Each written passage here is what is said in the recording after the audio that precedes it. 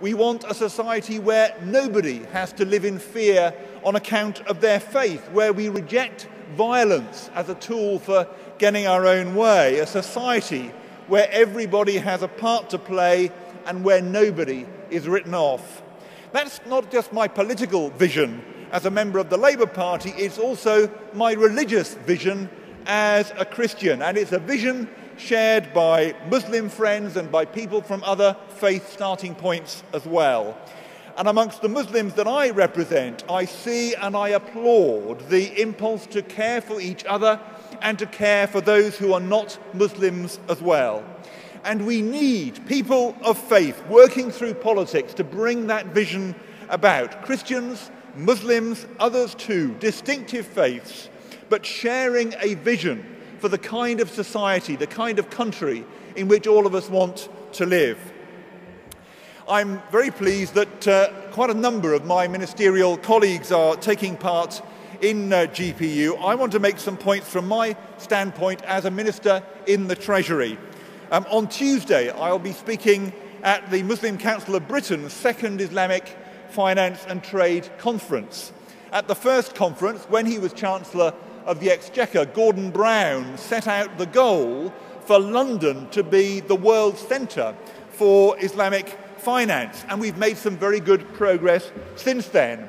And of course, that is a goal which is even more important for us now in a period of turbulence in the world economy like the one we're in at the moment. We are already the West's major centre for Islamic finance. 18 sukuk have been listed in London, worth some $13 billion between them.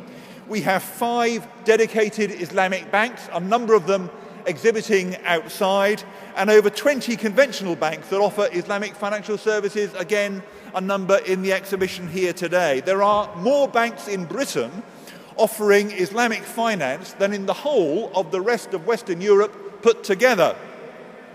Around the world, we've seen Islamic finance assets growing at a rate of almost 20% a year since the year 2000, now perhaps together worth $700 billion worldwide. And over the past 5 years, in Britain, we've made a series of reforms to make sure there's a level playing field in tax and in regulation between conventional finance and Islamic finance. There's been real progress enabling some genuinely competitive Sharia-compliant mortgages, individual savings accounts, and child trust funds, to name just 3 examples. We've been looking also at the potential for the government to offer its own sterling-denominated sovereign sukuk, and we'll be providing an update on progress with that initiative at the pre-budget report in a few weeks' time. And before the end of this year, arising from our work with the Islamic Finance Experts Group, we'll be publishing a document with UK Trade and Investment setting out clearly our future approach, focusing attention on what needs to be done to make further progress. Because we have in Britain the community and the commitment, the skills and the scale, the expertise and the connections around the world, and it's an opportunity we want to see realised for the benefit of Britain as a whole. Over hundreds of years, those who've come to the UK from overseas have enriched every aspect of our national life. The diversity of Britain today is underpinning what we're achieving, and it's one of the main reasons, for example, why the Olympic Games are coming to this part of London in 4 years' time.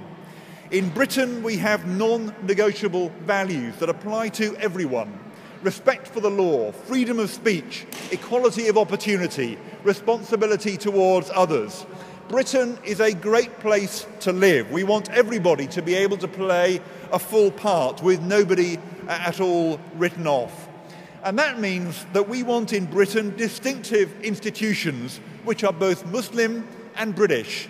100% faithfully Muslim, 100% loyally British, both at the same time, with no hint of a conflict. I welcome the institutions that we're seeing springing up around the UK which fit that pattern, because in that way we shall see Muslims contributing more and more to the richness of British life, and more to our aims of a strong economy and a strong society for the benefit of every single person in Britain. Thank you very much indeed for the opportunity to speak to you today. Thank you.